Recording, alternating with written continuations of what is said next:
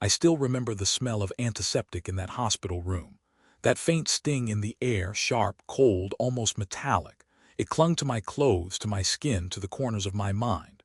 I was lying on a thin bed, the kind with wheels that rattle when the nurses push it down the hall. The lights above me blurred into long streaks as I stared at the ceiling. My chest rose and fell, steady but nervous as I waited. And then I turned my head. Through the narrow gap in the curtain, I saw my boy, my son. He was pale, thinner than he had ever been, his body weakened by months of dialysis. His eyes, once bright with mischief, were now tired pools of gray. The doctor had said he needs a kidney. Without it, he won't see 30. I didn't need to think, not for a second. There are decisions in life that feel heavy, that demand long nights of weighing pros and cons. This was not one of them. The choice was already written in my bones, because what is a father if not the sum of all the sacrifices he is willing to make? So I told the surgeon with a voice that surprised even me with its certainty, "Take mine, take my kidney, he doesn't go without." The surgeon nodded, placing a firm hand on my shoulder. "All right, John," he said quietly, "we'll take good care of both of you." The days leading up to surgery blurred together. People asked me if I was afraid. Afraid of the knife, afraid of complications, afraid of living with one kidney. And the truth is, yes, I was afraid. I am not made of stone, but fear has no power when love is louder. And in that moment, my love for my son drowned out everything else. I remembered teaching him how to ride his bike, steadying the handlebars as he wobbled down the driveway. I remembered the way he used to fall asleep on my chest during Sunday football, his tiny hand gripping my shirt. I remembered the nights I worked overtime, my back aching, just to make sure he had shoes for school that weren't falling apart. And I thought, what is one kidney compared to a lifetime of those memories? What is one piece of flesh compared to my boy's future? The morning of the operation, they wheeled us into the same corridor. For a brief moment, our gurneys aligned side by side. He turned his head toward me, his lips trembling. "Dad," he whispered, "why are you doing this?" I looked at him, and all the words I might have said felt too small, so I just smiled. And I told him the truth, the simplest truth I knew. "Because you're my son." His eyes filled with tears, and in that instant I saw the little boy he used to be, not the sick young man lying there now. The nurses moved us apart then, taking him through one set of doors and me through another, but my heart followed him. Every beat of it walked beside him into that operating room. When I woke, the world was dim, muffled by anesthesia. My throat was dry, body heavy. I reached for the side rail of the bed, trying to ground myself. The first thing I asked wasn't about me, it was about him. "Is he okay?" My voice cracked like dry wood. The nurse smiled, that practiced gentle smile, and said, "He's stable, the kidney took, he's going to be fine." I closed my eyes then, and for the first time in months I let myself breathe. Not just a shallow breath of survival, but a deep, grateful breath of relief. That night, when they finally allowed me to see him, he was resting. His color had returned, faint pink on his cheeks. The machines that once beeped urgently now hummed with quiet steadiness. I sat by his bed, watching the rise and fall of his chest, and I thought to myself, this is the closest thing to a miracle I'll ever know. You don't measure love in words or even in time. You measure it in sacrifice. In the pieces of yourself you're willing to give away. And I had given him mine. A literal piece of me now lived inside him, pumping blood through his veins, keeping him alive. People sometimes say that blood is just biology, that family is an accident of birth. But as I sat there staring at the boy who carried my kidney, I knew that wasn't true. Family is not an accident. It is a choice. It is waking up every day and saying, "I will give, I will protect, I will love, even when it costs me. And if I had to do it again, I would, without hesitation, without regret." Because on that day, in that sterile room filled with antiseptic and fear, I gave my son the most precious gift I had to give, the gift of flesh, the gift of blood, the gift of life. And I believed, oh, how I believed, that gift would bind us together forever. But life, as I would one day learn, has a cruel way of testing the bonds we think unbreakable. And sometimes, the very gift that should unite us becomes the quiet wedge that tears us apart. Long before the hospital gowns and fluorescent lights, there were the years in between, quiet years, heavy years, where sacrifice became as ordinary as breathing. I was never a wealthy man. I came from calloused hands and second-hand boots from paychecks that never seemed to stretch far enough. But I had a boy to raise, and somehow that always made the math work out. When he was little, I would leave the house before dawn. The mornings were still wrapped in fog. The world hushed except for the whistle of the freight trains cutting across town. My coffee was always lukewarm by the time I reached the job site, the thermos dented from too many falls. There, I'd spend the day lifting, hauling, hammering, until my shoulders burned and my knuckles split open. By the time I came home, the sun had already slipped low, painting the sky with tired streaks of orange and purple. My back ached, my legs felt like concrete, but when I heard his laughter inside the house, high, unfiltered, alive, something inside me stood a little taller. Dinner was never fancy, sometimes just beans and rice, sometimes eggs scrambled with whatever leftovers we had. But we ate together and I made sure he always got the bigger portion. He never noticed that I scraped my own plate clean, not because I was hungry, but because I didn't want him to feel guilty for finishing his. As he grew, so did the costs. School trips, baseball uniforms, doctor's visits when winter colds turned into chest infections. The bills arrived in thin white envelopes lined up like soldiers on the kitchen counter, each one demanding more than I had. There were nights I sat at that table, pencil in hand, shifting numbers from one column to another, praying the math would forgive me. It rarely did, so I picked up extra shifts. I cleaned warehouses on weekends. I fixed roofs in neighborhoods where people barely remembered my name. My hands carried the grime of 10 jobs, but I never spoke of it to him. Why should he carry the weight of my exhaustion? His shoulders were meant for books, for bats, for dreams, not for my burdens. I remember one winter in particular. The furnace broke during the coldest week of the year. The house was an icebox, breath rising in clouds with every word we spoke. I bundled him in layers, tucked him into bed with 2 quilts, and then I sat awake through the night, rubbing my arms, listening to the groan of pipes that refused to warm. The next day I took a loan I couldn't afford to fix it. It wasn't a question. He needed heat. He needed safety. And if debt was the price, then so be it. There were sacrifices he never saw, the kind that leave no receipts. Like the time I turned down a date because I couldn't imagine spending money on flowers when he needed textbooks. Or the times I patched my own boots with tape, hoping no one would notice because his sneakers had to be new. And there were sacrifices he did see, though maybe he didn't recognize them for what they were. The mornings when I cheered the loudest from the stands, even though I was running on 2 hours of sleep. The evenings when I drove him to practice, yawning so hard my eyes watered but still asking, "How was your day, son?" As if my interest were endless. Looking back, I wonder if sacrifice becomes invisible the longer you do it. It stops feeling like something noble and starts feeling like the rhythm of life. The world reduces it to responsibility, but to me it was more sacred than that. It was the quiet covenant of parenthood, to give without keeping score, to bleed a little so your child doesn't have to go without not once or twice but over and over until it becomes who you are. The years slipped by that way. Seasons turned. I watched him transform from a boy with dirt on his knees into a young man with ambition in his stride. College acceptance letters came, thick envelopes full of promises. I remember holding one in my hands, the paper smooth and foreign, the university crest embossed in gold. It felt like holding his future, fragile and shining. Paying for it nearly broke me. I sold the truck I'd driven for 15 years, the one with rust blooming along the fenders. I worked overtime until my bones hummed like tuning forks. But when I dropped him off on that campus, when I saw him walking beneath trees older than both of us combined, I felt a strange peace, because I had carried him as far as I could, and for the first time the world would carry him forward. Those years were not glamorous. They will not be written in any history book, but they were the mortar between the bricks of our life. Invisible, yes, but essential. And if you had asked me then, I would have told you the truth.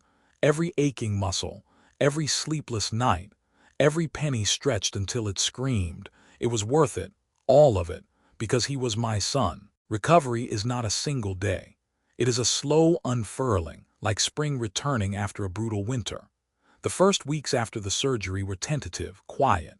He moved gingerly, every step calculated, his body learning to trust itself again. I can still hear the soft squeak of the rubber soles of his hospital slippers as he paced the hallway, one hand trailing along the wall for balance. Each lap he made felt like a small victory. I remember sitting in the corner chair, Roman 4 bags humming faintly nearby, watching him push forward. There was a hint of color in his cheeks now, faint, but enough to remind me of the boy who used to run across our yard until his face glowed. The nurses celebrated each milestone with him. 10 steps today, 20 tomorrow, they'd say, marking his progress on a chart taped to the door. Their voices carried the kind of encouragement that sounded like music to me. After months of alarms and beeping machines, hearing praise instead of warnings was a gift I did not take for granted. When he was finally discharged, the world outside felt brand new. We walked out together, him leaning slightly on my arm, the late afternoon sun painting the pavement in molten gold. He squinted, raising his hand against the light as though he were seeing it for the first time. The air was crisp, cool enough to bite, but it smelled of cut grass and car exhaust, ordinary scents I hadn't realized I missed. At home, the house felt different too. No longer a place of hushed fear, it rang again with sound. The slam of a cupboard, the steady rhythm of the shower running upstairs. Even the clatter of dishes in the sink felt like music. I remember one morning, not long after he returned, I found him at the kitchen table eating pancakes. Real food, not hospital trays or bland broths, but food he actually wanted. He drowned them in syrup, his appetite back with a vengeance. When he looked up at me, his eyes sparkled in a way I hadn't seen in years. Weeks turned to months and strength returned to him like water filling a dry well. He gained weight, muscle filling out what had been hollow. His laughter, unrestrained, ringing through the house, came back too. The sound startled me at first, sharp against the silence I had grown used to, but soon it became the sweetest sound I knew. He started running again. At first just down the block, his breath short and uneven, but then farther, faster, until the wind seemed to chase him home. Neighbors would wave as he passed, sometimes stopping me to say how good he looked, how remarkable his recovery was. I would nod, my chest swelling with something I didn't know how to name: pride, relief, gratitude. And then came the day he graduated. I sat in the crowded gymnasium, the smell of polished wood and fresh ink from the printed programs filling the air. Parents clapped, cameras flashed, and the echo of names being called bounced off the high ceilings. When his name rang out, I felt my throat tighten. He strode across the stage with that easy, confident gait, shoulders squared, chin high. There was color in his skin, a fullness in his frame, and a vitality in his eyes that told the world he was alive, wholly and completely alive. I stood to clap, though my hands trembled, not from weakness but from the sheer force of emotion coursing through me. I thought back to the hospital corridor, to the fragile boy whispering, "Dad, why are you doing this?" And now here he was, striding toward a future that once seemed out of reach. Life began to unfold for him in ways it never had before. He found work, the kind that demanded sharp suits and early mornings. I'd watch him knot his tie in the hallway mirror, the faint scent of cologne lingering after he left. He carried himself like a man who knew he belonged, like someone who had been given a second chance and intended to use it. And soon he met her, the woman who would become his wife. Their first dates left him glowing in ways I hadn't seen since childhood, eyes bright, words tumbling fast, laughter spilling freely. He would come home late, humming under his breath, a grin still plastered on his face. I remember watching him one evening as he adjusted his collar before heading out and thinking, this is what rebirth looks like, not just survival but a new life. There were nights I sat quietly in the living room, the lamplight warm against the walls, listening to him move about the house. The creak of the stairs under his weight, the slam of the door as he rushed out to meet friends, the muffled ring of his phone late into the night. They were ordinary sounds, but to me, they were symphonies, because each one meant he was still here, breathing, living, becoming. I thought then that perhaps my sacrifice had not only saved him, it had freed him from the shadow of illness, freed him to step fully into the man he was meant to be. And in those moments, watching him walk tall, hearing his laughter echo through the walls, I felt certain of one thing. The gift I had given him was not just life, it was possibility. And nothing in the world felt more sacred than that. The first time I heard about the wedding, it wasn't from him. It was from a neighbor who stopped me at the grocery store, her voice bright, casual, almost congratulatory. "I hear your son's getting married this summer. You must be so proud." I smiled because that's what politeness demanded, but inside something sharp turned over. Married? This summer? I hadn't heard a word. That night I sat in my chair by the window, the one with the fabric worn thin on the arms, and waited for his call. It never came. The phone lay still on the table, dark screen staring back at me like an accusation. Days passed, then weeks. Finally, one evening he mentioned it almost in passing. We were on the porch, the fading sun stretching long shadows across the lawn. He cleared his throat and said, "Dad, I'm getting married in June." I felt my heart catch, equal parts joy and confusion. "June," I repeated, trying to keep my voice steady. "That's wonderful. Tell me how I can help. What do you need?" But he shifted, eyes fixed on the floorboards beneath his feet. "There's not much to do. We've got it covered." His tone was polite, careful, like someone stepping across thin ice. I told myself not to press, not to spoil the moment with questions. But deep down, something unsettled had already begun to stir. June arrived heavy with heat. The kind that makes the air shimmer above the asphalt, that makes shirts cling damp to your back. On the morning of the wedding, I woke with a knot in my stomach. I told myself the invitation must be coming late, that maybe it had gotten lost in the mail or stuck between advertisements on the counter. But the mailbox was empty, and when I checked my phone, still nothing. I decided to go anyway, not out of defiance but out of love. A father belongs at his son's wedding, I thought, even if no one remembers to write his name on a card. The church stood white against the bright sky, bells ringing overhead. Guests filed in, their chatter spilling into the air like the hum of bees. Women in summer dresses, men in pressed suits, flowers woven into every corner. The scent of roses and lilies mixed thickly with the wax of burning candles.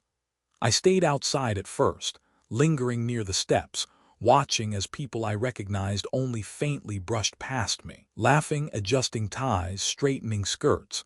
My palms sweated against the rail. Each time the doors opened, I caught glimpses of polished pews, of ribbons draped across the aisle, of a space glowing with celebration.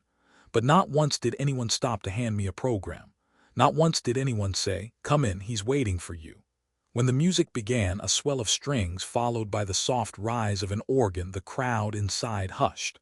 I leaned closer to the open window, straining to hear. And then I saw him.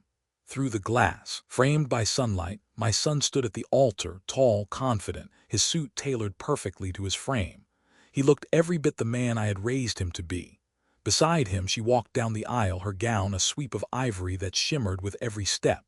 The crowd rose, applause echoing against the high rafters. It was the kind of moment parents dream of witnessing, except I was not inside. I was standing on the sidewalk, listening to muffled vows through closed doors, the joy of strangers spilling out while I remained apart. My chest felt tight, as though a band were pulling tighter and tighter around my ribs. I tried to swallow, but my throat was dry, raw. The laughter that drifted out between hymns pierced me sharper than any blade. I wanted to knock on those doors, to walk inside, to stand where a father should stand. But my feet stayed rooted.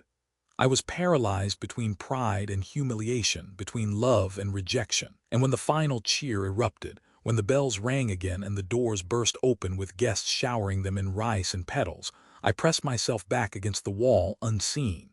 I watched him take her hand, smiling so wide it split his face. The world spun around them, cameras flashing, friends embracing, music rising. And I was no part of it. One of the groomsmen brushed past me, not recognizing me at all. The perfume of roses clung to his suit, mixing with the sharp tang of champagne. He laughed, shouted something to another man, and for a moment I wanted to grab him, to ask where was my seat, where was my name on that list. But the words died before they reached my lips. So I stood there as the cars pulled away, tin cans rattling, white ribbons streaming in the hot wind. The crowd thinned, voices fading, until I was left alone on the steps of a church where my son had been married, and I had never been invited. The silence afterward was deafening. Even the bells had gone quiet.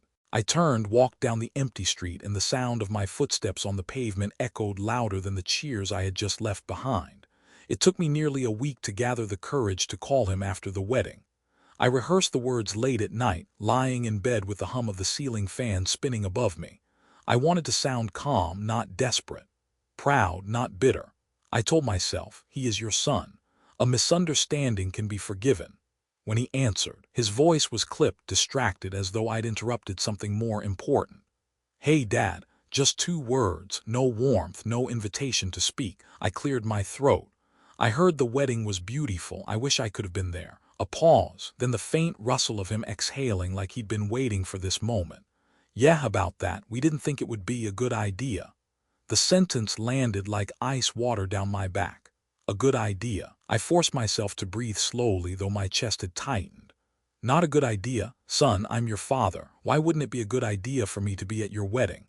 His tone hardened, not loud, but cool in a way that stung more than anger ever could. "Because it was our day, mine and hers, and honestly, we just wanted to keep it simple. No drama, no complications." The word complications cut deep, like he had taken our history, my years of sacrifice, the kidney that beat inside him, and reduced them to an inconvenience. I tried again. "I would have sat in the back. I wouldn't have said a word. I just wanted to see you, to witness." He interrupted, firm, final. "Dad, it's done. You need to respect that. This is my life now." I sat there in the silence that followed, the phone warm against my ear, my hand trembling slightly around it. Behind him I could hear faint voices, laughter even, as though life continued cheerfully just beyond our fractured conversation. My voice cracked despite my efforts to steady it. "I gave you everything I could. I wanted nothing back but to stand by you in moments like this."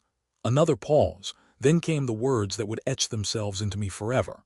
"Dad, I'm grateful for what you did, but you need to understand things are different now. I have a family. I can't keep looking back." I pressed my thumb against the table, hard, as if pain in my hand could distract me from the pain in my chest. His words echoed in my head. "I have a family," as though I had ceased to be one. When he hung up, the click was louder than it should have been, final, like the slam of a door. The house around me seemed suddenly too still.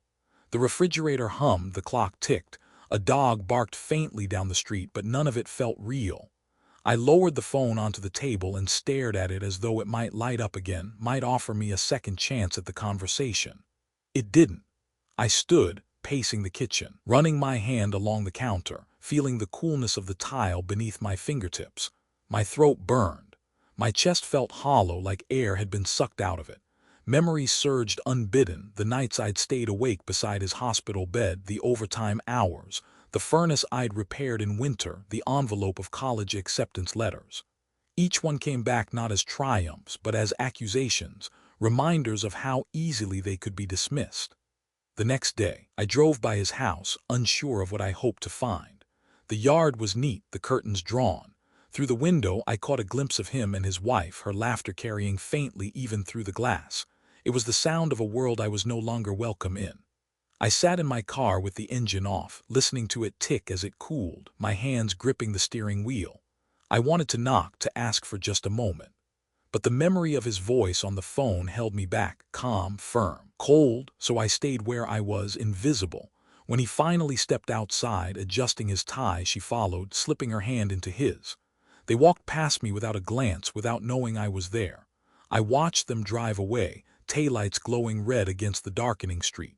That night I sat again in my worn chair by the window, but this time the house felt different. Not simply quiet, but emptied. The kind of silence that gnaws. I thought of the word he had used, complication. It echoed in my chest, louder than the ticking clock, louder than the hum of the fan. I whispered aloud, though no one was there to hear. "Since when did a father become a complication?" The words dissolved into the stillness, unanswered. The first time I met her was at a cafe downtown. He had called me almost reluctantly, saying, "Dad, we'll grab coffee. You can meet her." I arrived early, sitting at a corner table with my hands folded, the smell of roasted beans and sugar thick in the air. When they walked in, she was the first to catch my eye. Impeccably dressed, her hair shining under the soft lights, a confidence about her that seemed to fill the room before she even spoke. My son looked different beside her, straighter posture, sharper clothes, his smile tentative but eager, as though he was waiting for her approval even in something as small as how he greeted me. She extended her hand, nails polished in a deep red that caught the light. "Nice to finally meet you," she said. Her tone was smooth, polite, yet I couldn't shake the feeling that it was rehearsed, a line delivered rather than offered. We sat. The cups clinked against saucers, steam rising between us. I asked her about her family, her work, her dreams. She answered readily, but always with a tilt of the head that suggested she was measuring me at the same time, my clothes, my worn hands, the way I stirred too much sugar into my coffee. When the conversation shifted to my son's childhood, I began telling a story, one of those harmless, proud father stories. I had barely reached the part where he'd fallen into a creek behind our house when she cut in, smiling tightly. "Oh, he doesn't like those kinds of stories. They make him sound small. He's not that person anymore." My son nodded quickly, eyes darting toward me as if to soften the sting. But the message was clear. The past was an embarrassment, not a foundation. In the months that followed, her presence grew like ivy around him, subtle at first, then consuming. Phone calls with him became shorter, always punctuated by her voice in the background. "Dinner's ready. Can you help me with this?" Her words were not hostile, but they always arrived at the exact moment he and I began to connect. When I visited their house, I noticed the changes. Pictures of her family on the walls, none of mine. Furniture sleek and modern, erasing the warmth of anything that might have reminded him of home. The air carried the faint scent of lavender candles, clean and curated, with no trace of the musty leather chair he once claimed as his favorite. She greeted me with politeness, but it was the kind of politeness that kept me at arm's length. "Can I get you something?" Her voice was courteous, but her eyes flicked to the clock, to her phone, to him. I felt more like a guest, overstaying a welcome, than a father visiting his son. One evening, I arrived with a small gift, an old photo album I had pieced together, pages of him growing up, smiling wide, covered in dirt, holding trophies. I thought it would remind him of where he came from, of us. She flipped through it quickly, her manicured fingers grazing the photos like they might stain her skin. "These are cute," she said before closing the book and placing it neatly on a shelf. It remained there, untouched, like a relic no one dared acknowledge. He didn't open it again. There were subtler moments too, harder to pinpoint but impossible to ignore. The way she spoke for him in conversations, finishing his sentences, redirecting questions. The way his laugh softened when he looked at her, yet dimmed when his eyes met mine. The way she called him ours in every context, our plans, our goals, our future, as though there was no space for anything before her. It wasn't malice. She didn't sneer or raise her voice. It was something colder, quieter, the systematic redrawing of boundaries, and my son let it happen. Perhaps he even welcomed it, as if shedding his past were the price of belonging to her world. I tried, God knows I tried. I brought over dinners, tried to laugh at her stories, nodded along to her opinions. But each time I felt the invisible wall pressing closer. It wasn't built of anger, but of indifference, perhaps the most painful material of all. One afternoon, as I rose to leave their house, she touched my arm lightly. Her smile was flawless, her tone sweet, but her words were laced with finality. "You know, it's important for him to focus on us now. He's building a new chapter. I'm sure you understand." Understand, that word lingered like a thorn, as if love were something to step aside for, something to be replaced. I nodded because what else could I do? But inside, a quiet ache spread through me, heavier than any labor I had ever known. I drove home that evening with the window down, the cool night air rushing in, but it couldn't wash away the echo of her voice. She was polite, she was graceful, and she had made it unmistakably clear. My place in his life was no longer beside him, but somewhere far in the background. A few weeks later, I got a message from my son. Not a call, not an invitation, just a picture that lit up my phone in the dark kitchen. A newborn's hand, impossibly small, curled tight around his finger. The hospital band was still fresh on its wrist. No name, no weight, no words to tell me if he was healthy, just that hand. I stared at it for a long time, the glow of the screen spilling across the counter, and for the first time I realized, even in the moment that should have bound us closest, I was an outsider looking in. It had been months since that picture arrived, the tiny hand of my grandson curled around his father's finger. Months, and I had yet to hold him, to hear his cry, to feel the weight of him in my arms. The distance between us grew heavier with each passing week, until I could no longer stand it. I told myself, a small visit, a simple gift, just a moment to let him know he had a grandfather who longed to be part of his world. It was a Saturday afternoon when I decided to stop by.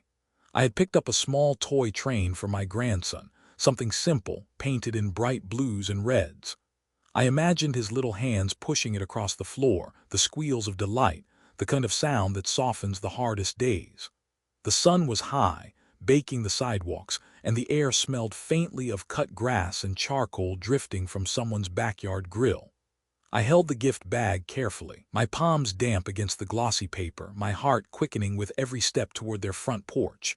I rang the bell. Chimes echoed faintly inside, followed by muffled voices, the shuffle of footsteps. For a moment, hope bloomed. I pictured my son opening the door, his boy running up behind him, that warm moment of recognition, of belonging. Instead, she appeared. Her hand rested on the edge of the doorframe, her posture composed, her smile practiced. "Oh, hello," she said, her eyes flicking to the bag in my hand. "I brought something for him," I explained, lifting the gift slightly. "Just a toy, thought he might like it." She hesitated, then pulled the door closer to her body as if to shield what was inside. "He's napping," she said evenly. "It's not a good time." Before I could answer, my son's voice drifted from somewhere inside. "Who is it?" Her head turned, her voice carrying back into the house. "It's your father, but I told him now isn't a good time." I stood there, the heat pressing against my back, sweat sliding down my spine. Seconds ticked by, heavy, dragging. Then he came into view behind her, his expression unreadable. "Dad," he said, his tone more weary than welcoming. "You really should have called." I swallowed, forcing a smile that felt brittle. "I just wanted to see him. I miss him. I thought maybe we could spend a little time together." He glanced at her, then back at me. Her hand tightened on the door, her knuckles whitening.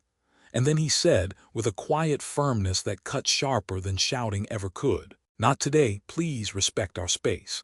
The air seemed to shift in that moment. The distant hum of a lawn mower, the chirp of sparrows on the telephone wires, all of it faded into a hollow silence. I felt the toy bag grow heavier in my hand, the thin handles digging into my fingers. "I'm his grandfather," I whispered, more to myself than to them. "I just wanted." The door moved closer, inch by inch. Her eyes met mine, calm but unyielding. And then came the sound I'll never forget. The slam, loud, final. The echo of wood against frame reverberated through my chest like a drumbeat. I stood there staring at the painted door, the wreath hanging neatly, the faint reflection of my own face in the glass pane. The gift bag swayed slightly, the paper crinkling in the breeze. For a long time I didn't move. My body felt rooted to the spot, every muscle taut, my breath shallow. I wanted to knock again, to demand an explanation, to remind him of everything I had given, everything I had lost so he could stand where he stood. But my hand wouldn't rise. The sound of that slammed door still rang too loudly in my ears. Finally, I placed the gift gently on the porch, as though leaving it there might soften their hearts somehow. The bright paper looked almost garish against the pale wood, like a burst of color in a world that had turned gray. I turned away, each step down the walkway heavy, as if gravity had doubled. The street seemed too bright, the laughter of children playing blocks away grating against my skin. When I reached my car, I sat behind the wheel without starting it, gripping the steering wheel so tightly my knuckles ached. My chest heaved, not with anger but with the crushing weight of being shut out, not metaphorically, but physically, undeniably shut out. The drive home blurred. Trees, houses, traffic lights passed without meaning. I couldn't stop hearing the sound of the latch catching, the hollow thud of separation. It replayed in my mind, louder each time until it drowned out everything else. When I reached my house, the silence inside felt cavernous. The air was stale, the faint smell of old wood lingering. I lowered myself into my chair by the window, my body trembling with fatigue though I had done nothing but stand and drive. The toy train haunted me. I imagined it sitting untouched on their porch, maybe carried inside, maybe discarded, maybe hidden away where he would never see it. And I imagined my grandson waking from his nap, his small hands reaching for something new to play with, only to find nothing. The ache of that vision pressed against my chest until I thought it might split me in two. That night I lay awake, the ceiling shadows shifting as cars passed outside. Every time I closed my eyes, I saw the door shutting.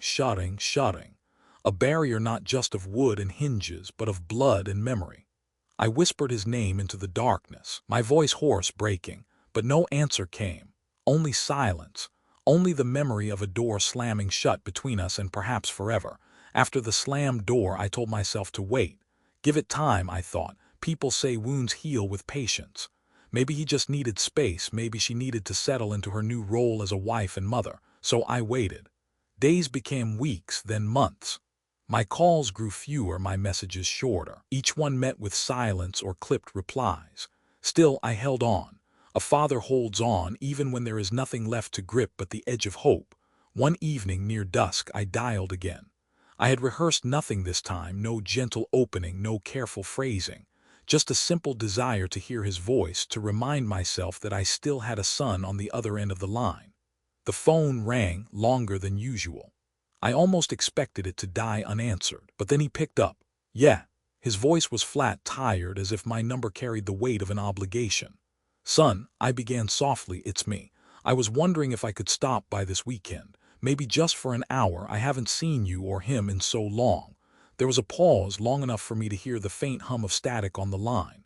And then he sighed, the kind of sigh that carries more than air, it carries resentment. Dad, he said, you have to stop this. I sat upright in my chair, the fabric creaking beneath me. Stop what? I asked, though my heart already knew. This, calling all the time, showing up unannounced, dropping things off, it's too much. His words were deliberate, slow, like stones being laid one by one to build a wall. I pressed the phone harder against my ear, my skin warming beneath the plastic. I only wanted to see you, to see my grandson. That's not too much, it's family. Another sigh, sharper this time. You don't get it, I have a family now, and I need to focus on them. I can't keep looking backward every time you want attention.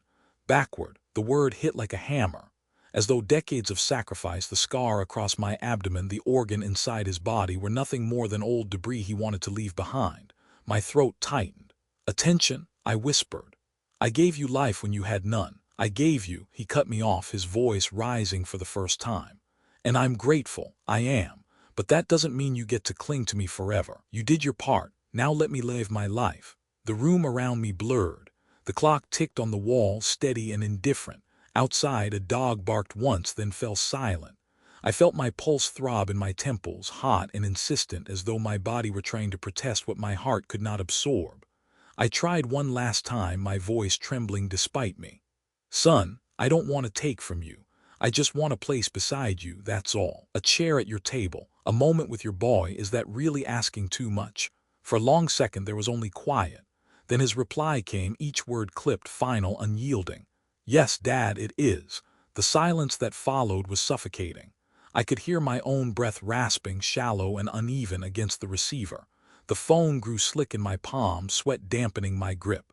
He spoke again, softer now, but no less devastating. Don't call me anymore. I'll reach out if I think it's the right time. But until then, you need to let go. Let go. The phrase echoed through me, hollowing everything it touched. I wanted to scream, to shake the phone, to remind him that fathers don't let go of sons the way one discards an old coat. But no sound left my mouth, only the quiet collapse of something inside me. The line went dead. I lowered the phone to the table, its plastic shell clicking against the wood. My hands trembled, my body cold despite the heat pressing in through the window. I stared at the scar that peeked from beneath my shirt, the reminder of flesh carved and given away. For the first time, it didn't feel like a mark of love. It felt like a wound that had never healed. I rose slowly, pacing the room. Each step was unsteady, my knees stiff, my chest heavy as though my ribs were filled with stones.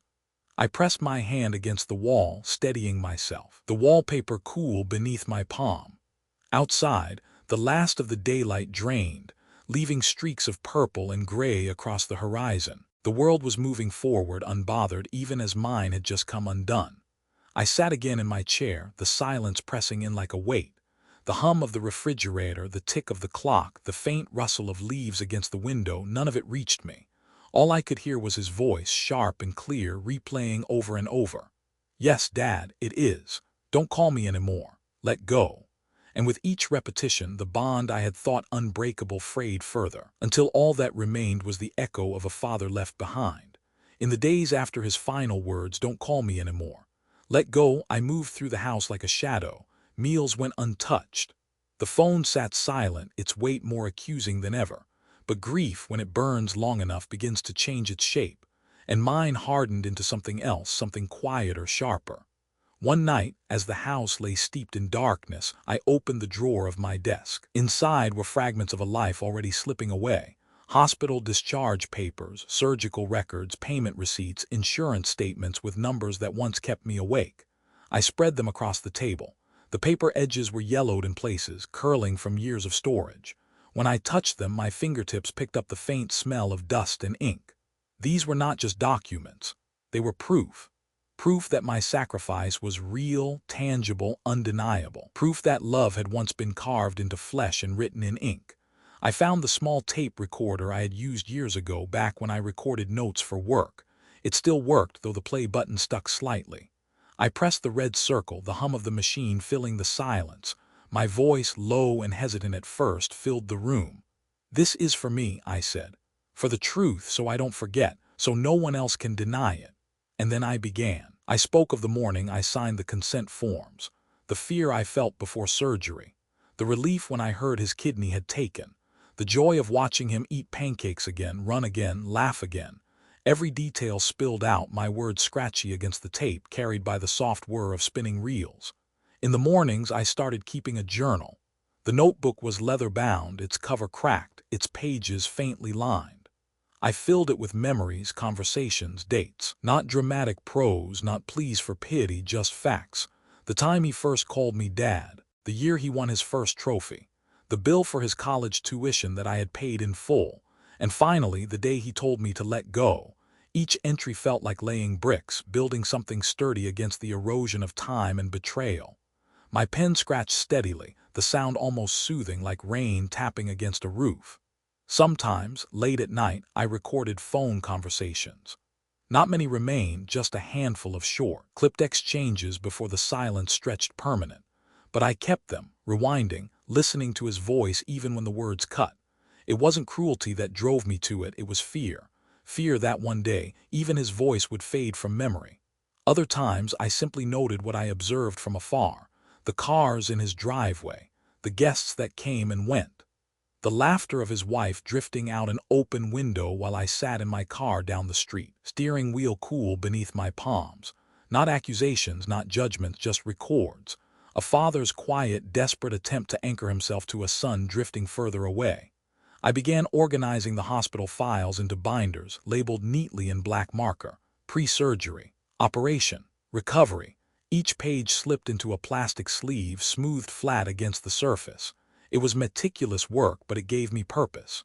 When the night grew too heavy, I could flip through those binders and remind myself, this happened. No slammed door, no cold refusal could erase it. The binders lined my shelves like silent witnesses. Beside them, the journal grew thicker, its spine bending under the weight of ink and memory. And on top of it all sat the recorder, its reels holding my voice, broken, yes, but steady. One evening, as I filed another medical bill, I caught my reflection in the glass of the cabinet. My face looked older than I remembered, the lines deeper, the eyes darker. But there was something else too: resolve. The kind that forms only when a man has lost everything but refuses to let the truth be buried with it. I placed a hand on the scar across my abdomen, the reminder of what I had given. It no longer felt like just a wound. It felt like a signature, carved into me, undeniable. The house was still, save for the rustle of papers and the occasional scratch of my pen. Outside, the world moved on, cars passing, neighbors chatting, children laughing in yards. But inside, I was creating an archive of love and betrayal, brick by brick, page by page. I did not know then what I would do with it or how it would end. I only knew this: if my son had chosen to forget, then I would not. If he had closed his door, then I would keep mine open to memory, to record, to truth. And in the silence of that house, surrounded by stacks of paper and the hum of a recorder, I whispered into the air, not for him, not for anyone else, but for myself: "You can shut me out, but you cannot erase me." It began with a notice pinned on the corkboard at the library. A flyer, its edges curling, the ink slightly faded. Community council meeting, Wednesday evening, town hall. I stood there staring at it, my hand brushing the paper as if it had been placed there for me alone. For weeks I had been filling binders, stacking proof, whispering into a recorder. The house had become an archive, but archives are silent things. They do not push back, they do not nod, they do not answer. I needed voices other than my own. I needed someone to hear me before the weight of silence buried me entirely. That Wednesday I walked to the hall. The night was cool, the air tinged with wood smoke from chimneys and the faint salt of the nearby river. I carried a folder under my arm, its edges pressing into my ribs with each step, a physical reminder of why I was going. The town hall smelled of old varnish and brewed coffee. Long wooden benches filled the room, worn smooth by years of restless shifting. At the front, folding tables were set in a line, papers stacked neatly, pitchers of water sweating under the fluorescent lights. Neighbors were already there, shopkeepers, teachers, retirees, some nodding in recognition as I entered, others too caught in their conversations to notice. I found a seat near the back, the wood cool beneath my palms as I gripped the bench.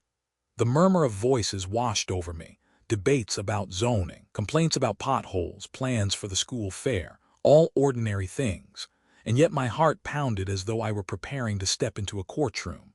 When the floor was opened for public concerns, my body moved before my mind could resist. I stood, folder clutched tightly, legs trembling beneath me. The sound of my shoes against the wooden floor echoed far louder than I wanted. "I'd like to speak," I said, my voice rough, unused to addressing a room. Dozens of faces turned toward me, some curious, some impatient, some kind. The councilman at the front nodded. "Go ahead." I cleared my throat. "My name is John." My fingers tightened on the folder until the paper bent. "I'm here because I need someone to listen, because silence has been killing me faster than any illness could." The room shifted, a few people leaning forward. I opened the folder, laying out the papers on the podium, hospital records, bills, receipts, notes scribbled in the margins. The smell of old ink rose as the pages fanned out, fragile but undeniable. I told them the story, not in anger, not in rage, but in the steady cadence of a man who has rehearsed every detail alone too many times. How my son had been dying, how I had given him my kidney, how I had worked years, decades to hold him up, and how, after he built his new life, he shut the door in my face. I saw eyes soften, arms fold across chests, jaws tighten. The air in the room grew heavier, quieter. Even the hum of the fluorescent lights seemed to dim. One woman in the front row covered her mouth with her hand. An older man muttered under his breath, shaking his head. The councilman leaned back, his fingers tapping lightly on the table as if trying to steady himself. "I am not here for pity," I continued. "I am here for truth, for acknowledgement, for the reminder that love given should not be erased, that sacrifice should not be buried as if it were shame." My voice cracked then, the first crack all evening, but I let it stand. I wanted them to hear not just my words, but the fracture beneath them. For a moment, no one spoke. Then a teacher I recognized, her hair always pulled back in the same braid, raised her hand. "John," she said softly, "you did what any father would hope to do, but it is not right for him to turn from you. That's not how family should be." Murmurs of agreement rippled across the benches. The sound was like water over stones, quiet but insistent. The council offered no resolution. This was not the kind of grievance they could legislate. But something shifted. For the first time in months, I felt the air move differently around me, not the stagnant weight of being unheard, but the stirrings of validation, of solidarity. When the meeting ended, a few people approached. A man I barely knew clapped a hand on my shoulder, the roughness of his palm grounding me. A woman pressed a folded note into my hand. "Stay strong. You are not alone." I walked home under the yellow glow of street lamps, the folder tucked tightly beneath my arm. The night air was cool, the smell of damp earth rising after a brief drizzle. The papers inside were the same as they had been when I left, but now they felt heavier, more potent, as if the act of sharing them had given them new weight. And though my son's door remained closed, for the first time in a long time, I no longer felt entirely invisible. After that night at the council, something in me shifted. For months I had been drifting in silence, clutching papers and recordings like a man afraid of drowning. But when I saw faces tighten, when I heard strangers murmur, "This isn't right," I realized the truth no longer belonged only to me. It was a flame I could carry into the open and let it burn where everyone could see. I began to plan. Not with rage, not with haste, but with the steady hand of someone who has lost too much to risk carelessness. If my son had turned my sacrifice into a burden, then I would hold it up to the light, so clear, so undeniable that even he could not look away. The town was preparing for its annual autumn gathering, a tradition that filled the community center with families, music, speeches, and the smell of roasted corn drifting through the cool evening air. I had attended every year since I was young. This year, my son was invited to speak, recognized for his rising career, for the success that had made him a name people admired. It was there, I decided, in the same hall where I had shared my grief under the same fluorescent lights that showed no mercy, not to humiliate but to reveal, not to destroy but to remind. I knew it would be risky. He would see it as betrayal, but what is betrayal compared to being erased? In the weeks before the gathering, I refined my records. The binders grew thicker with every page I added, the plastic sleeves slick under my fingertips. I copied the medical bills, highlighting my name where it appeared, circling the signatures where I had agreed to pay. I organized the discharge papers, the surgeon's notes, the pharmacy receipts for post-surgery medications. At night, I rehearsed in front of the mirror. The words caught in my throat at first, my voice too shaky, too small. But slowly, I steadied. "This is my truth," I whispered, staring at the tired man in the glass, "and it will be heard." The recorder became my ally again. I spoke into it for hours, not only to practice, but to anchor myself in the sound of my own conviction. The reels hummed, capturing every pause, every breath, every tremor. One afternoon, I drove past his house. The yard was immaculate, the hedges trimmed, the driveway lined with new cars. I parked at the corner, far enough not to be noticed, and sat watching. Through the window I saw him at the table, laughing with her, their son perched on his lap. The scene glowed warm, golden, like a painting of domestic perfection. But I knew the cost of that glow. I knew the blood and flesh it rested upon. And I knew that one day the world outside that window deserved to know too. The hardest part was taming my own anger. I did not want to be seen as bitter, as a man lashing out from spite. If I failed, they would dismiss me as jealous, unstable, clinging to a past better left buried. So I planned not only what to say, but how to say it. Measured, calm. The truth itself would be enough. I wrote outlines on scraps of paper stuffed into my pockets, taped to the wall above my desk. Phrases circled in thick ink. Sacrifice without acknowledgement is theft.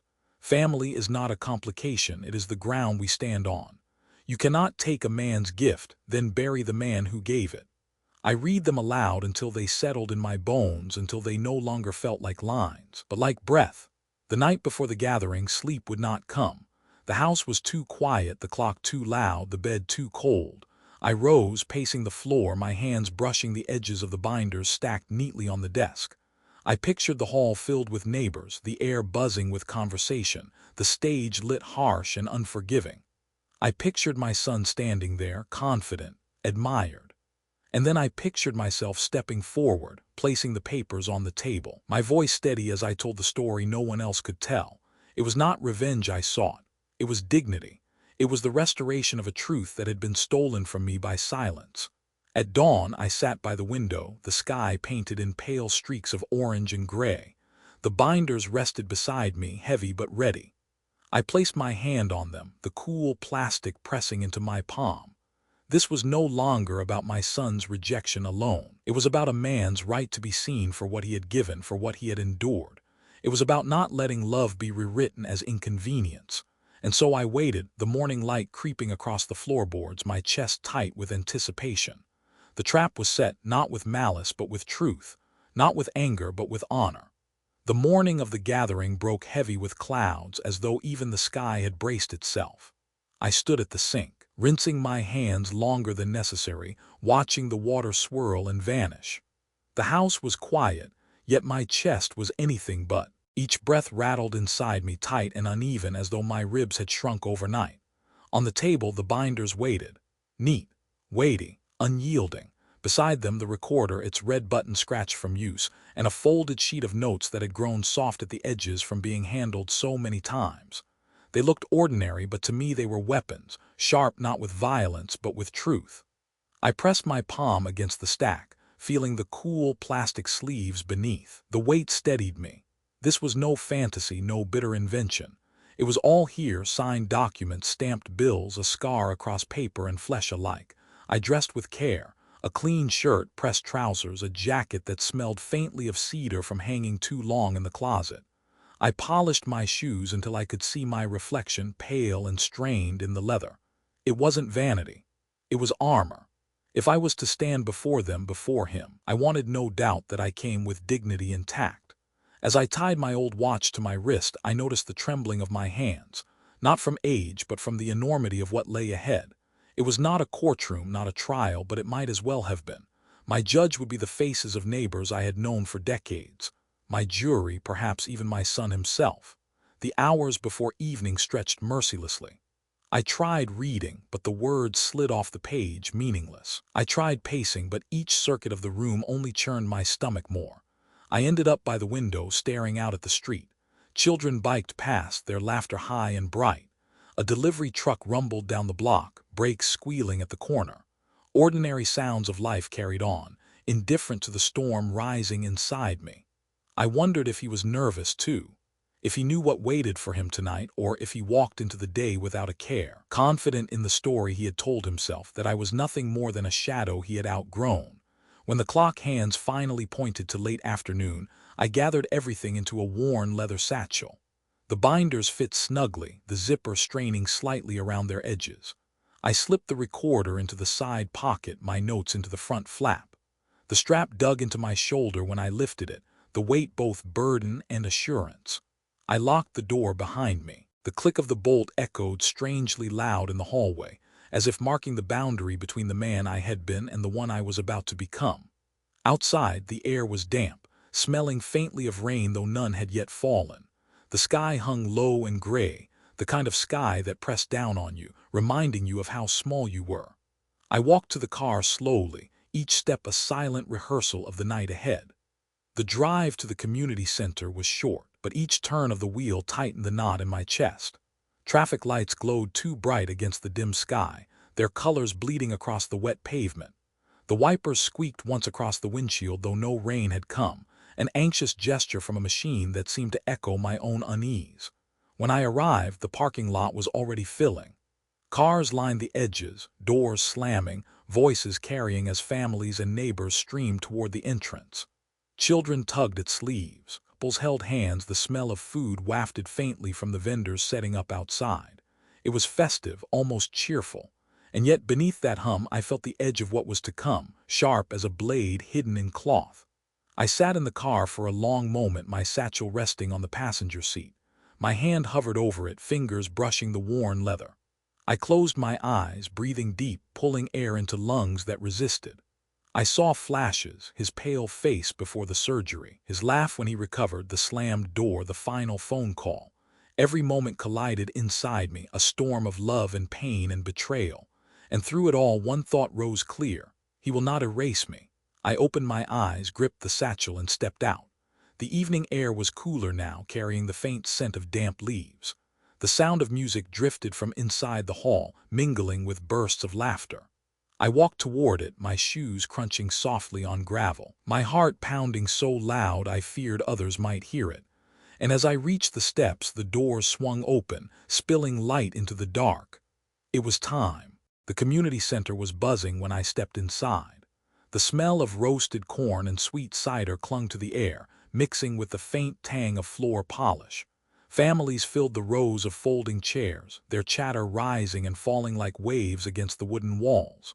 On stage, a string quartet tuned their instruments, the sharp pluck of strings cutting briefly through the noise. I found a seat near the aisle, my satchel heavy against my knee. The strap dug into my shoulder, a reminder of what I carried inside: documents, recordings, every fragment of a truth no one had yet heard in full. I tried to steady my breath, but it came uneven, each inhale shallow, each exhale too long. Then I saw him, my son. He stood near the front, speaking with a group of men in crisp jackets, his laughter carrying easily above the din. He looked every inch the man the town admired: sharp suit, polished shoes, his wife beside him radiant, her hand light on his arm. The crowd glanced toward them with approval, admiration, and in their eyes I was nowhere. The evening program began. A councilman welcomed everyone, his voice echoing from the microphone, and applause rippled through the hall.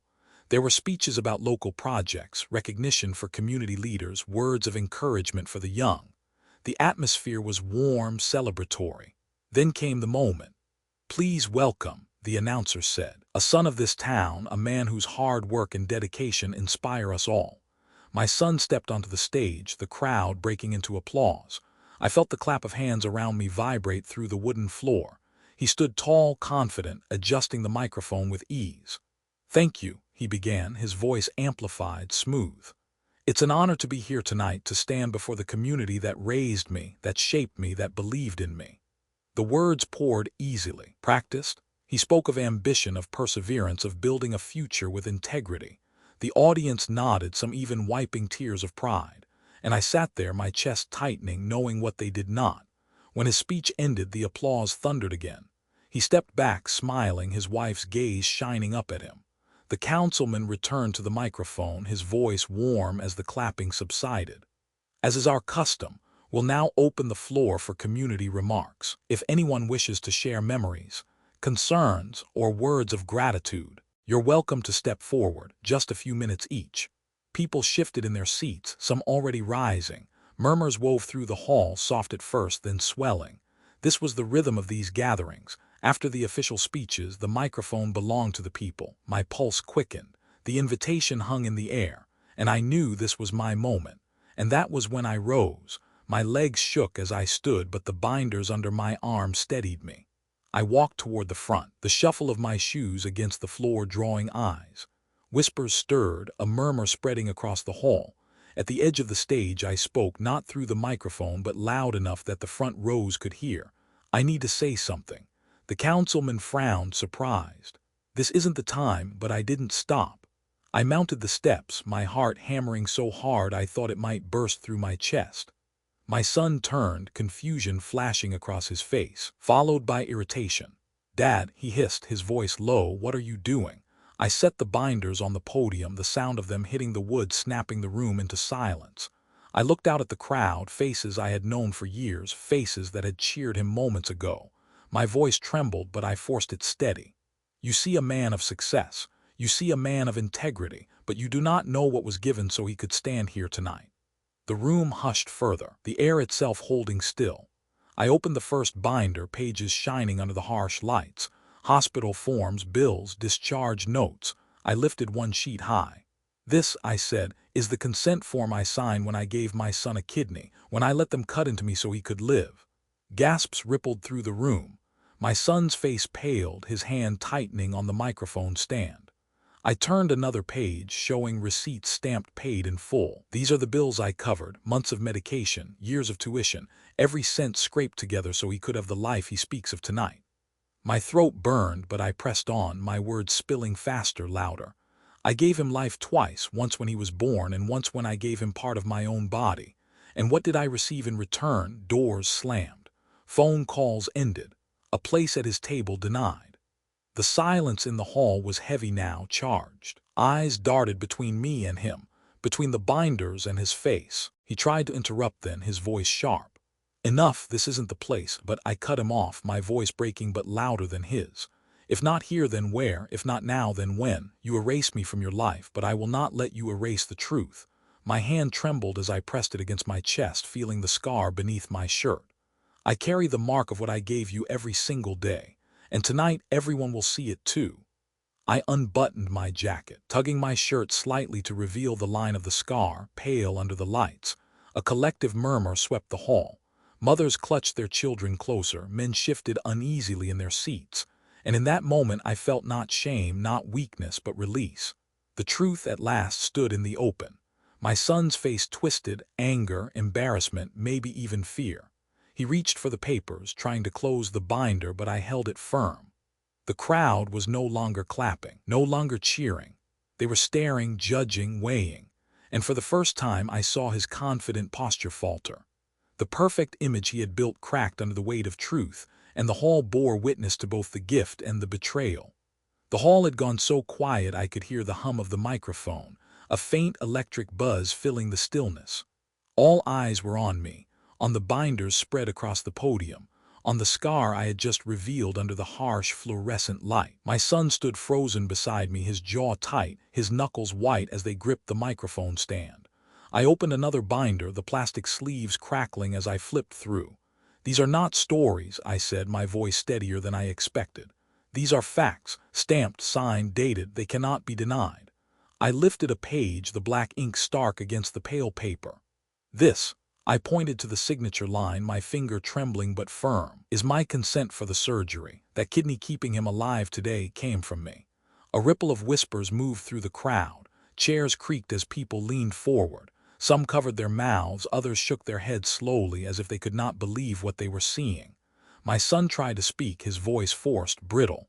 "Dad, stop. You don't need to parade this," but I was already pulling out the next stack. "These are the hospital bills," I continued, laying them flat for all to see. "Thousands upon thousands, paid in full, not by him, by me. Every signature, every receipt bears my name. My sacrifice, my burden." Gasps filled the hall. An older man in the second row muttered, "My God." A woman clutched her chest, her eyes darting between the papers and my son's pale face. I pressed on. This is the cost of love when love means more than words. And yet after all of this I was shut out, from his wedding, from his home, from my grandson's life. Shut out as though I were a stranger at the door. Then I reached for the small recorder, the one I had carried like a secret weapon. I held it up, the metal cool in my palm, its red button gleaming under the lights. You may doubt a father's memory. You may question his hurt, but you cannot dismiss his own son's voice. I pressed play. The room filled with the tinny crackle of my son's words captured in the grainy hum of tape. "Don't call me anymore. I'll reach out if I think it's the right time. Until then, you need to let go." The recording ended with the sharp click of the receiver slamming down. The silence afterward was deafening. Every head turned toward him. No document, no explanation could soften the sound of his own voice, cold and final. His wife's face drained of color. She shifted uncomfortably, her hand slipping from his arm as whispers swelled like a rising tide. I placed the recorder on top of the binders, my hand shaking only slightly now. "I did not come here to destroy him," I said, my voice breaking with rawness. "I came here to show the truth. To remind him and all of you that behind the man you cheer for stands a father who bled, who gave, who was left with nothing but silence." The crowd erupted, not with applause, not with jeers, but with the unsettled murmur of judgment being passed in real time. Neighbors exchanged looks, some of pity, some of anger, some of quiet disgust. The hall felt smaller, the air thicker, as though every breath carried the weight of revelation. My son reached for the binder then, his face tight with desperation. "Dad, enough. This is private. You're humiliating me." I held it down firmly, my hand pressing against the papers that had carried me through sleepless nights. "No," I said, my voice low but cutting through the noise. "What you did to me was private. What you denied me was hidden. Tonight it belongs to the light." The fluorescent lamps buzzed overhead, glaring down like merciless witnesses. He stepped back, his eyes darting to the crowd, searching for support. But he found none. Where once there had been admiration, now there was suspicion, disappointment, even scorn. I felt no triumph, only a weary release. The weight I had carried for years, heavy and silent, was now spread before them all, undeniable. The papers, the scar, the recording, proof that love had not been met with love but with betrayal. For the first time he looked small on that stage, not because of my stories, not because of my words, but because the truth itself had stripped him bare. And as the murmurs grew louder, as eyes bore into him, I realized the trap I had set had sprung.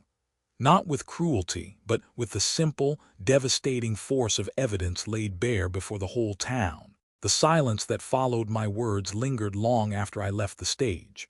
It was not the kind of silence that comes from peace, but the heavy, loaded hush of people realizing they have seen something they cannot unsee. When I stepped down, the crowd did not part with applause. Instead, they drew back slightly, as though giving space to the fracture that had opened in the room. My son remained on the stage, clutching the microphone stand, his face pale and rigid. The applause that usually followed him was gone, replaced by whispers sharp as needles. I walked back to my seat slowly, my satchel against my side, the weight of it strangely lighter now. Neighbors I had known for years avoided my eyes, not out of shame for me, but because they didn't know how to look at him anymore. In the days that followed, the echoes of that night spread through the town like wildfire. At the diner, conversations hushed when he walked in. Men who once slapped his back now offered only stiff nods. Women who used to admire his confidence whispered behind menus. Even the barista at the coffee shop, who always greeted him by name, now simply asked, "What'll it be?" Without warmth. The judgment was not loud, not cruel. It was quieter, more suffocating. The weight of eyes that lingered too long, of conversations that stopped abruptly, of a reputation slowly unraveling. At his workplace, the fallout was sharper. I heard from a neighbor his supervisor had been at the gathering. The company prized integrity, family values, community standing. And now whispers of betrayal clung to him like smoke. He was called into meetings, his projects reassigned, his role quietly diminished. No one said the word demotion but the silence around him in the office spoke louder than titles ever could. At home, the strain deepened. His wife, once so radiant beside him, grew tense, her voice sharper when neighbors avoided her at the market. She confronted him, I am sure. Perhaps she asked, is it true? Did he really give you all that? Did you really shut him out? I do not know what words passed between them, but I know the look of a man carrying a storm behind his front door. Even my grandson, too young to understand but not too young to feel, must have sensed it. Children always do. The air in that house, once filled with laughter, now grew heavy with unspoken things. I did not revel in it. There was no joy in watching his pride crumble. Only a hollow ache, the kind that comes when truth has finally done its work and left only silence behind. I saw him once days after. We crossed paths on the sidewalk outside the grocery store. He walked quickly, his shoulders hunched, his wife trailing a step behind, her sunglasses large enough to hide most of her face. When his eyes met mine, there was no greeting, no anger, no plea, just emptiness. He looked away first. The community's sympathy, strangely, turned toward me. Strangers stopped me in the post office to say, "You deserved better." A young man at the hardware store refused my money for nails, pressing my hand instead with quiet respect.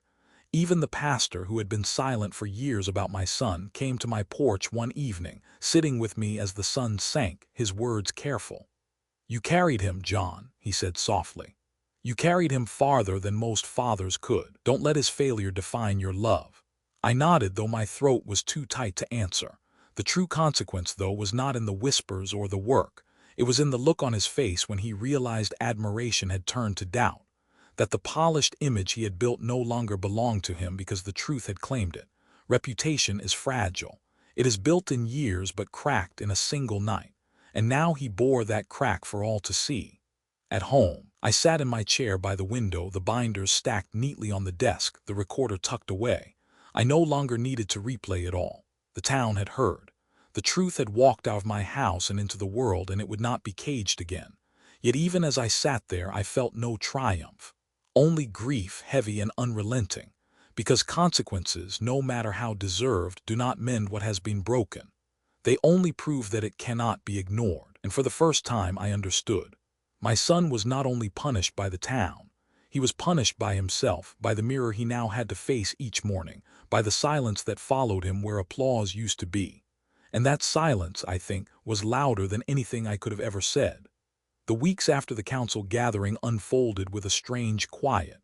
Not the heavy, suffocating quiet of loneliness, but something different, like the stillness that comes after a storm has passed. The air was clearer. The ground, though scarred, felt steadier beneath my feet. I sat many evenings by my window, the same chair that had once cradled my sorrow. Now it held something else, resolve, acceptance, and the faint stirrings of peace. The truth had been spoken. The silence had been broken. And though nothing could return what I had lost, something inside me had shifted. I still thought of him, of course. Of the boy I had carried on my shoulders, the young man I had driven to interviews, the patient I had watched fight for breath until my kidney gave him new life. But the man he had become, the one who shut me out, who called me a complication, I realized I could not keep chasing him. Love, I had learned, cannot survive if it becomes only pursuit. It needs a place to rest, to breathe, to be welcomed. And if that place no longer existed in his house, then perhaps it could be found elsewhere. One afternoon, I received a knock at the door. It was the young man from the hardware store, the one who had pressed my hand, refusing payment weeks earlier. This time he carried a box of groceries. "Thought you might need this," he said simply, setting it on the table before I could protest. Fresh bread, apples, a roast wrapped in paper. When I tried to insist he take it back, he shook his head. "You've given more than enough in your life. Let someone else give to you now." His words stayed with me long after he left, not because of the food but because of the quiet kindness freely given. In the following weeks others began to appear. The pastor, bringing books he thought I might like. The teacher from the council meeting, stopping by with her children who filled my living room with laughter and spilled crayons across the floor. A widow from down the street, inviting me to join her and her neighbors for Sunday suppers. None of them were bound to me by blood, but in their presence, I felt something I had been denied for so long: belonging. At first, I resisted. Old habits die hard, and I had spent years clinging to the hope that family must mean my son, my grandson, the blood that carried my own. But slowly, gently, I began to see that family could be wider, softer, more surprising than I had ever allowed. Family was not just the son who bore my kidney. It was the child who climbed into my lap with a crayon drawing and asked if I would keep it. It was the neighbor who salted my driveway after a storm without asking. It was the widow who pressed a slice of pie into my hand with a smile, saying, "No one eats alone in this town." And in that realization, my grief began to loosen its grip. One Sunday evening, I sat at the long wooden table in the widow's house, surrounded by neighbors. The smell of roasted chicken and herbs filled the air. Children giggled as they passed rolls too quickly, dropping one onto the floor. Laughter rose and fell in waves. And for the first time in years, I joined in, not as an outsider, not as a guest, but as family. As I looked around that table, I thought of the words I had once whispered into the dark: "Since when did a father become a complication?" And now I had my answer. A father becomes a complication only when we confine family to blood alone. But when we open it wider, when we let love find its place, there are no complications, only connection. I do not know if my son will ever come back. Perhaps time will soften him. Perhaps his son will one day ask questions he cannot avoid. Or perhaps not. Perhaps that door will remain closed forever. But I no longer sit in front of it waiting. I no longer press my ear against the silence, hoping for a sound. Instead, I sit at other tables, hear other voices call my name, feel other hands press mine in quiet solidarity. And in those moments, I understand. Family is not always who carries your blood. It is who carries your heart, who sees your scars and does not turn away. As the seasons turned, the storm inside me eased. The nights grew less heavy. The mornings came brighter. And though the scar across my abdomen would always remain, I no longer touched it with bitterness. I touched it with reverence. It was proof not only of what I had given, but of what I had survived. I had survived his rejection. I had survived my own despair. And I had discovered something far greater than revenge: the freedom to redefine love. So this, I realize, is the true ending of my story. Not the slammed door, not the accusation before the crowd, not even the consequences of betrayal. The true ending is this: I am not alone. I am not erased. I am part of a family, not the one I imagined, but the one that found me when I needed it most. And perhaps in the end, that is what matters. Thank you for listening to this story. If it touched your heart, if it reminded you of the value of family, whether by blood or by choice, please consider subscribing to the channel. Your support helps us bring more stories like this to life. Take care of your health. Cherish the people who stand by your side, and may your home always be filled with love and peace. From my family to yours, good night.